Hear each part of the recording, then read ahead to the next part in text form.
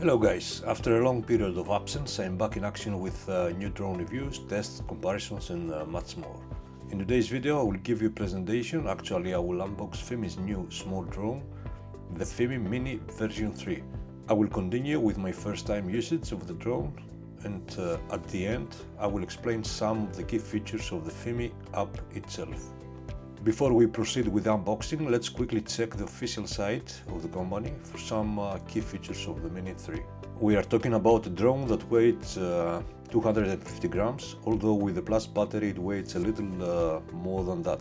According to FIMI, the main features and differences from the previous model include a Sony half-inch sensor, capable of taking 48 megapixel photos, the ability to capture 8K time-lapse photography, and the fact that the battery is now charged via a Type-C adapter, while the smart flight modes remain the same.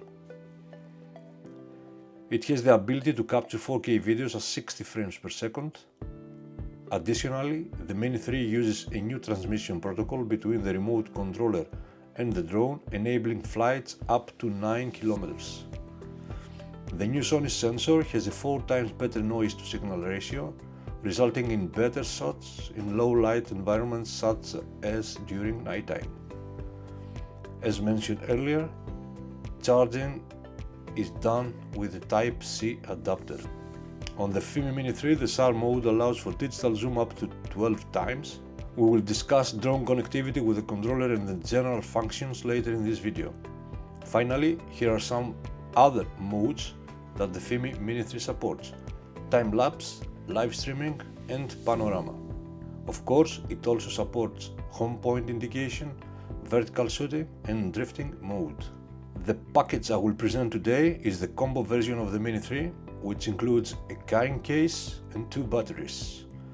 I purchased it from the official FIMI site on AliExpress, and because it was during the pre-sale, FIMI sent an extra battery as a gift.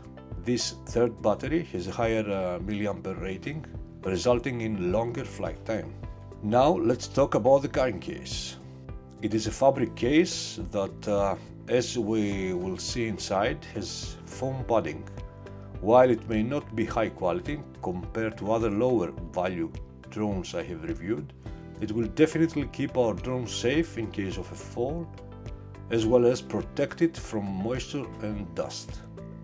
Next, let's discuss the shell of the drone. It is constructed from hard plastic. Those of us familiar with FIMI know that the company rarely changes the shape of their drones. For example, the X8 has had the same shell since it launched in 2018. The same is true for the Mini, which shares the same shell as previous versions. As mentioned earlier, the main difference between version 2 and version 3 is the camera. The Mini 3 is equipped with a Sony sensor of half-inch and has all the features shown in the insert image that appeared on our screen. At the bottom we have the same setup, 2 optical sensors used for detecting the landing and takeoff points. At the rear there is the battery slot with a USB Type-C port. I'll now move on the remote controller of the drone, the well-known model that FIMI uses across all its devices. In the case of the Mini series, it is slightly smaller. As we will see in the video, my mobile phone, the Poco F3 Pro 6.67 inches, fits comfortably in this case. Inside the package, we will also find 2 manuals. I don't think that we will particularly need them. In the next section, I will explain how to install the application and make the initial connection between the drone, remote controller and mobile phone. We will also find the second pair of propellers as well as the cables to connect the mobile device to the remote controller, a Type-C for Android and a Lightning cable for Apple devices. As I mentioned earlier, FIMI sent me a second battery as a gift, the Plus version. Let's quick look at the characteristics of each battery. The regular battery is a 2S 2200 mAh lithium battery at 7.7 volts, providing 19.94 watts per hour. The corresponding Plus battery is a 2S 3100 mAh lithium battery at 7.2 volts, offering 22.32 watts per hour. In the pop-up image on the left, the data is from the official site of FIMI. The regular battery will give us 32 minutes of flight time, while the Plus battery provides 37 minutes flight time. Now regarding the weight of the FIMI Mini 3, we want it to be below 250 grams.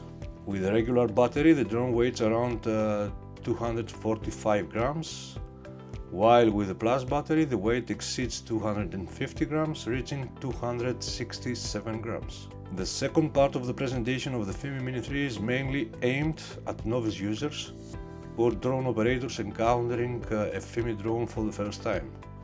Let's start by installing the application.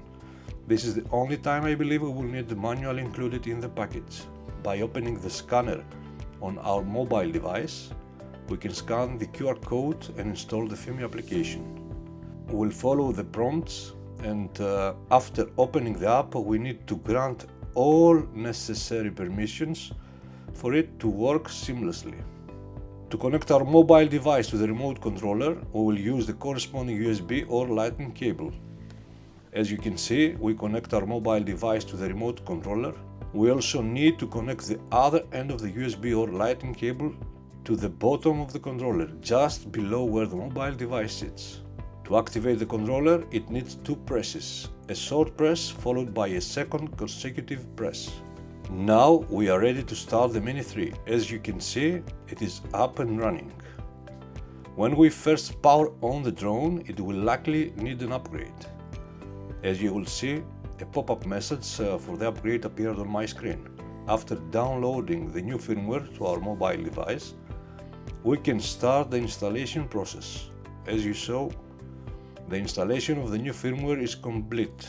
So now we'll briefly look at the graphical user interface and explain some of the main settings of the drone. Starting from the top bar of the graphical interface, on the left we see Ready to Go VPU. This indicates that we are ready to fly, but the yellow color shows that it doesn't have the necessary satellites to begin our flight. Next to it we have the height and distance from the takeoff point, which are both 0 because we haven't flown yet. The next indicator shows the vertical and horizontal speed in meters per second. The red satellite signal indicates that the drone has not yet found the necessary satellites to store the takeoff point coordinates. Don't even think of flying your drone without the green light to do so. Next to the RC symbol is the signal strength between the remote controller and the drone. On the right we have the battery status, and of course the gear icon leads to settings, which we will cover in greater detail shortly. On the middle left of our screen we have options for automatic takeoff and landing when the drone is in flight, and just below we can switch between the camera view and the map. In the first tab of the settings, at the top we can set the flight speed limit, which is currently set to 8 meters per second. Next we have the distance limit from the takeoff point, 1000 meters in our case, and the height limit above the takeoff point, 500 meters. The beginner mode option sets minimum limits for speed, distance and height. The three available flight modes are smooth, normal and sport. Below that is the precise landing option, which uses the two optical sensors of the drone's underside to identify the landing point. Next, we can check for magnetic interference. A green indicator means there is currently no interference. The compass calibration option allows us to manually calibrate the compass if prompted. The fail-safe feature is crucial for situations in which the drone loses connection with the remote controller. We can choose from three possible actions: hover, land or return to home. With hover, the drone maintains its position. With land, it performs landing in the same spot. And with return to home, the drone goes back to the initial takeoff point. Finally, in this tab we can set the home point, which is the location to which we want the drone to return. The first option is to save the initial takeoff point as the home point.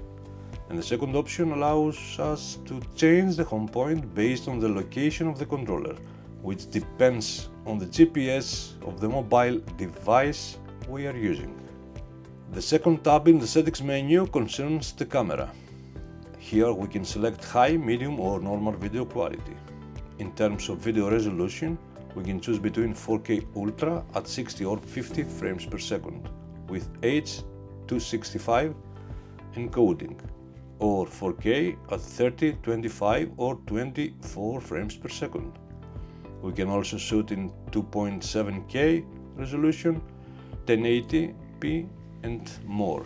Additionally, we can set white balance and choose predefined profiles for video coloring: general, vivid, black and white and F-Log.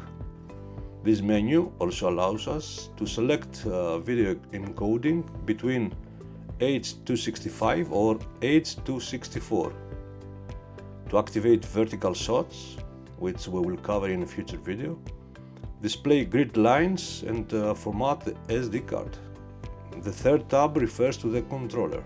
The first option shows the image transmission frequency band, 2.4 and 5.8 GHz. If we notice any issues with the controller sticks, we can use this option to calibrate the controller. For stick modes, we can choose between mode 1, 2 and 3, which will change how the controller sticks function. In the fifth tab, we see battery indicators. A 2S battery with 52% remaining, 0 charge cycles, and a battery temperature of 28.8 degrees Celsius, which is normal. The low battery warning activates when the drone's battery reaches 30%. The minimum we can set for this warning is 30%. The last tab with the 3 dots provides general settings, including flight records, measurement units, metric in centimeters and meters, imperial in inches and feet, map type, Google Maps or AMAP, and firmware updates. The drone checks online for available updates. Finally, at the bottom right of our screen in the red box, we can click on any value for quick access to the corresponding menu. As you can see, by clicking in the video analysis, we directly enter to the menu to change that parameter. That's all, guys. The presentation of the FIMI Mini 3 has just ended. If you enjoyed today's video, please give us a thumbs up and subscribe to my channel. See you in the next video. Bye.